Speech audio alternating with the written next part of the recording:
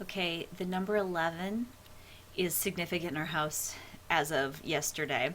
That would mean the number of days my students, my own children, three boys, have been home from school. I'm sure some of you can relate. So many cancellations this year. I just saw a really neat picture on Facebook where somebody had taken the blizzard of 77 and 78 pictures with a pickup truck, and they were reaching up, and then they did the exact same location this year and had the dates, and it was like identical. It was crazy.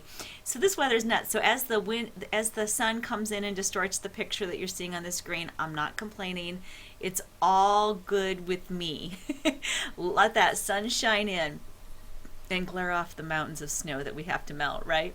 Okay, well, hey, I hope that you are thought out enough that you can get into your syllabus with me and see what's going on this week. I can't believe we're already hitting stride with mid-February for week 6. I'm sorry, week 5. And February 10th through 16th, by the way, happy Valentine's to all of you.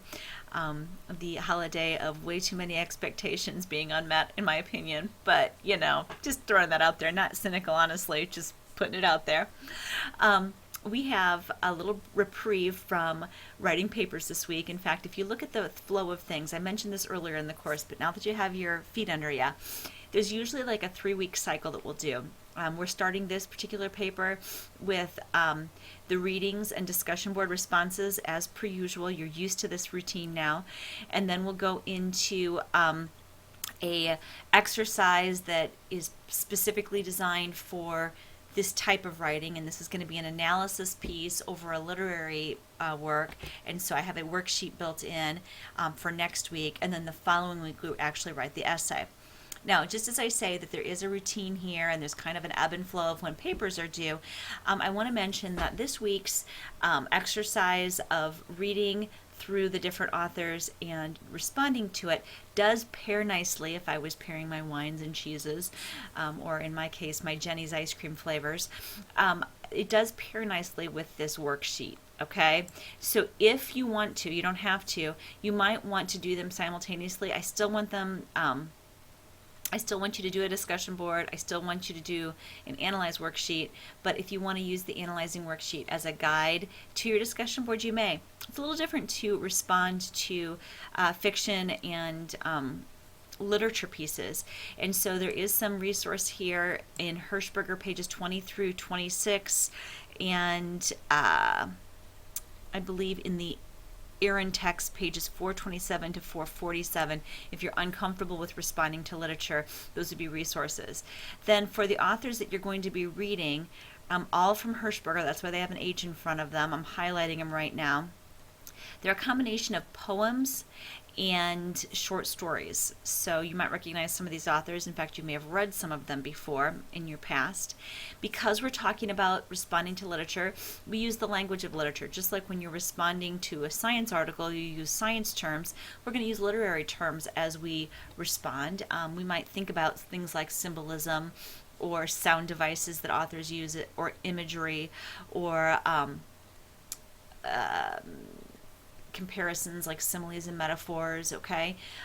Themes, characterization. When we talk about an author's work, we do keep in terms of that author. So we would say something like Dickinson asserts through her poem that blah, blah, blah, okay? But we're not going to assume that Dickinson is the speaker of her poem. We're going to say that she has the speaker in the poem feels, and you fill in the blank. Argument exists everywhere. Even though these are fictional pieces and are creative writing, so to speak, there's a sense of argument. They are asserting something to be true. There's an assumption that they are making, and they're crafting their storyline, crafting their poem, motivating their characters based on what they believe to be true, and they're not going to come out and tell you what those beliefs are, generally speaking. So consider that there still is a they say, I say here. Look at the examples in the textbooks, absolutely, to kind of get your wheels turning. And this week, as you're just responding in the discussion board, try to go beyond just summary response now and really start kind of moving up Bloom's taxonomy into higher level thinking. And what I'm speaking of here is, rather than just telling me what Frost's poem is about, find places where he leaves things out that you wonder about, or question his telling of it. What is Vonnegut really trying to say through his future set short story? Is he saying that? Is he being sincere when he says, finally, everything is equal? Does he believe that equality is a good thing in the way he casts it? Don't go with just, if you've already been taught some of these poems and some of these short stories, don't go with what you've always heard to be true. I'll guarantee you, as you read Robert Frost's poem, you will see it a different way if you clear your mind of anything you've ever been taught about the poem as you go into it. And on that same note, consider this. There are really good resources out there about literature, but there's also something to be said about just digging deep with what you already know. So I'm going to ask you not to use outside resources. This is between you and the author on the page, okay? Like Game On, arm wrestling. Nobody can call in a helpline, okay? It's not Who Wants to Be a Millionaire, where you get like a friend call and a help call and a audience participation. This is between you and the paper. And if you're not as comfortable with certain aspects of literature, don't worry about it. You'll get there.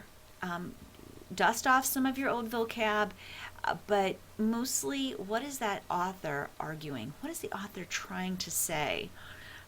What can you relate with? What can you compare this story or this poem to in literature, in life, in your experiences and experiences of others, things you've heard on television? What about it resonates with you? What about it makes you frustrated? Literature is meant to create an emotion in us. So what does it do to you? So you're going to read, you're going to respond to, check the number, but I believe it's responding to 3 of the original works and 2 peers. Let's avoid things like Whitman does a great job of, we're not evaluating him, this is not American Idol, okay? This is about content and thoughts and ways of writing. So I want you to read like you're the writer, and remember that the writer who wrote these stories really is another person, not some enigmatic force of whatever, of phenomenon. Remember, there's a real person writing these things. So why do you suppose they're writing what they're writing? What is that author saying to you through their writing? Have fun with this. It's a little break from all the essays, and these really are stories and poems, so you can call them that. Have a great week, and as always, if you have questions, please let me know.